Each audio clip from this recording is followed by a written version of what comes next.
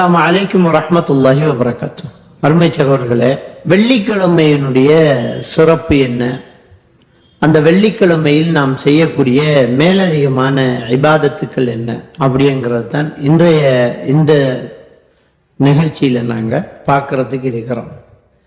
நபிகள் நாயகம் ஸல்லல்லாஹு அலைஹி வஸல்லம் அவர்கள் சொன்னார்கள், சூரியன் உதிக்கக்கூடிய தினத்தில் வெள்ளிக்கிழமை மிக சிறந்த ஒரு தினமாகும். அந்த வெள்ளிக்கிழமையில் தான் அல்லாஹ் தஆலா ஆதம் அலைஹிஸ்ஸலாத்தை படைத்தான். அந்த வெள்ளிக்கிழமையில் தான் ஆதம் அலைஹிஸ்ஸலாத்து வஸ்ஸலாம் அவர்களை அல்லாஹ் தஆலா பூமிக்கு இறக்கினான். அந்த வெள்ளிக்கிழமை தான் அவருடைய துஆ அங்கீகரிக்கப்பட்டது, அவருடைய தௌபா ஏற்றுக்கொள்ளப்பட்டது. அந்த வெள்ளிக்கிழமையில் தான் அவர் மரணித்தார். இந்த வெள்ளிக்கிழமையில் தான் உலகம் அழியக்கூடிய அந்த சூர் ஊதப்படும். இந்த வெள்ளிக்கிழமை தான் உலகம் அழியும் அப்படின்னு சொல்லிட்டு நபிகள் நாயகம் ஸல்லல்லாஹு அலைஹி வஸல்லம் அவங்க சொல்றாங்க, இந்த வெள்ளிக்கிழமையில் என் மீது அதிகம் ஸலவாத்து சொல்லுங்கள். யார் என் மீது ஒரு தடவை ஸலவாத்து சொல்கிறாரோ அவர் மீது அல்லாஹ் தஆலா 10 தடவை அருள் செய்கிறான் அப்படின்னு நபிகள் நாயகம் ஸல்லல்லாஹு அலைஹி வஸல்லம் அவங்க சொல்லி காட்டுறாங்க. இன்னைக்கு நாங்க வெள்ளிக்கிழமையில இருக்கிறோம். இந்த வெள்ளிக்கிழமைகள் நாங்கள் செய்யக்கூடிய ஒரு மிகப்பெரிய ஒரு இபாதத்து, நாம் நபிகள் நாயகம் ஸல்லல்லாஹு அலைஹி வஸல்லம் அவர்கள் மீது அதிகமாக ஸலவாத்து சொல்வதுதான். அந்த நபிகள் ஸல்லல்லாஹு அலைஹி வஸல்லம் அவர்கள் மீது ஸலவாத்து சொல்லக்கூடிய அந்த முறை என்ன, எது அந்த ஸலவாத்? அதை நபிகள் நாயகம் ஸல்லல்லாஹு அலைஹி வஸல்லம் அவர்கள்ட்டே சஹாபாக்கள் கேட்கிறாங்க, யா ரசூலல்லாஹ், அல்லாஹ் தஆலா அல்லாஹ்வும் அவனுடைய மலக்குமாரும் இந்த நபி மீது ஸலவாத்து சொல்கின்றார்கள், ஈமான் கொண்டவர்களே ஸல்லு அலைஹி வஸல்லிமு தஸ்லீமா, நீங்களும் அவர் மீது ஸலவாத்து சொல்லுங்கள், சலாம் சொல்லுங்கள் என்று அல்லாஹ் சொல்கிறான். சலாம் சொல்வது எப்படி என்பது எங்களுக்கு தெரியும், ஸலவாத்து எப்படி சொல்ல யா ரசூலல்லாஹ் என்று கேட்கிறாங்க. அப்ப நபிகள் நாயகம் ஸல்லல்லாஹு அலைஹி வஸல்லம் அவங்க ஸலவாத்தை சொல்லி கொடுக்குறாங்க. அல்லாஹும்ம ஸல்லி அலா முஹம்மதின் வ அலா ஆலி முஹம்மதின் கமா ஸல்லைத அலா இப்ராஹிம் வ அலா ஆலி இப்ராஹிம் இன்னக ஹமீதும் மஜீத். அல்லாஹும்ம பாரிக் அலா முஹம்மதின் வ அலா ஆலி முஹம்மதின் கமா பாரக்த அலா இப்ராஹிம் வ அலா ஆலி இப்ராஹிம் இன்னக ஹமீதும் மஜீத். இந்த அத்தஹியாத்துக்கு பிறகு ஓதக்கூடிய இந்த ஸலவாத்து, அது ஸலவாத்து இப்ராஹிமியான்னு சொல்லப்படும். இந்த ஸலவாத்து நம்ம அதிகமாக நாங்கள் நபிகள் நாயகம் ஸல்லல்லாஹு அலைஹி வஸல்லம் அவர்கள் மீது சொல்லுவோம். வெள்ளிக்கிழமை தினத்தில் அதிகம் நம்ம ஸலவாத்துக்களை சொல்லுவோம்.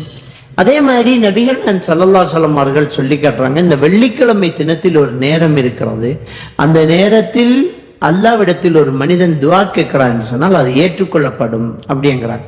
ஆக இந்த வெள்ளிக்கிழமை தினத்தில் நாம் அதிகமாக துஆக்களை நாங்கள் கேட்க வேண்டும். நம்முடைய பிரச்சனைகள், நம்முடைய மார்க்க விஷயங்கள், நம்முடைய மக்ஃபிரத் மன்னிப்பு, இதெல்லாம் நம்ம அதிகமாக அல்லாஹ்விடத்துல நம்ம துஆ கேட்டுட்டே இருப்போம். ஏதோ ஒரு நேரம் அந்த துஆ கபூலாகக்கூடிய அந்த நேரம் இருக்குது இல்லையா, அந்த நேரத்தில் அது ஏற்றுக்கொள்ளப்பட்டுரும். எனவே நாங்கள் அந்த வெள்ளிக்கிழமையில செய்யக்கூடிய விசேஷமான ஒரு அமல் அதிகம் ஸலவாத்து சொல்றது, அதிகம் நாம பிரார்த்தனையில ஈடுபடுறது. ஆனா கண்டிப்பா நபிகள் நாயகம் ஸல்லல்லாஹு அலைஹி வஸல்லம் என்ன சொல்றாங்கன்னா, வெள்ளிக்கிழமை இரவை விசேஷமாக அமல்களால் அதிகரிக்க வேண்டாம் அப்படிங்கிறாங்க. அதாவது வெள்ளிக்கிழமை இரவு கண்டு தனியா, இன்னைக்கு வெள்ளிக்கிழமை இரவு, இன்னைக்கு நம்ம குர்ஆன் ஓதணும், இன்னைக்கு நம்ம தொழணும் அப்படின்னு வித்தியாசமான ஒரு தொழுகையை நீங்க கொண்டு அங்கீகரிக்க வேண்டாம், அதிகரிக்க வேண்டாம் அப்படிங்கிறாங்க. அதே மாதிரி வெள்ளிக்கிழமை தனியா நோன்பு பிடிக்கிறத ரசூலுல்லாஹி ஸல்லல்லாஹு அலைஹி வஸல்லம் அவங்க தடுக்கிறாங்க. வெள்ளிக்கிழமை தனியா பிடிக்கிறதும் சனிக்கிழமை தனியா பிடிக்கிறதும் தடுக்கப்பட்டிருக்குது.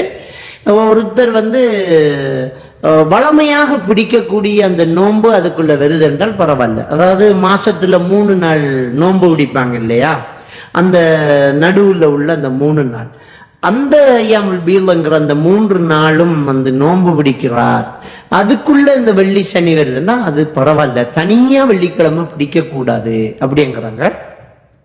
அப்ப அந்த ஜுமைராத்திரி, வெள்ளிக்கிழமை இரவு, வெள்ளிக்கிழமை ராவு அப்படின்னு என்ன செய்வாங்கன்னு சொன்னா,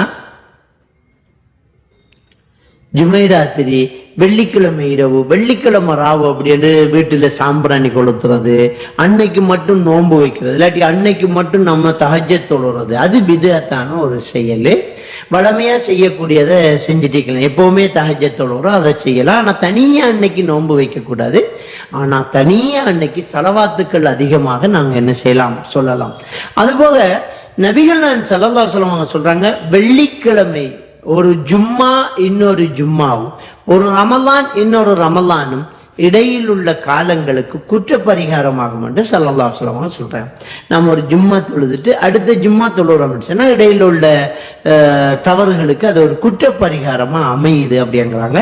எனவே கண்டிப்பா ஆண்களுக்கு இந்த ஜும்மா கடமையா இருக்கிறது. கண்டிப்பா நம்ம இந்த ஜும்மா தொழுகையை நேர காலத்தோட நம்ம சமர்ப்பிச்சு நேரத்தோடயே போய்த்திடணும்.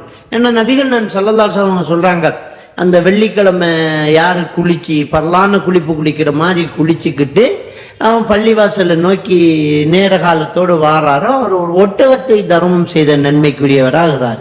முதல் கூட்டம். ரெண்டாவது ஒரு மாட்டை தர்மம் செய்த நன்மை அவருக்கு வருது. மூணாவது ஆடு, நாலாவது கோழி, அஞ்சாவது ஒரு முட்டை.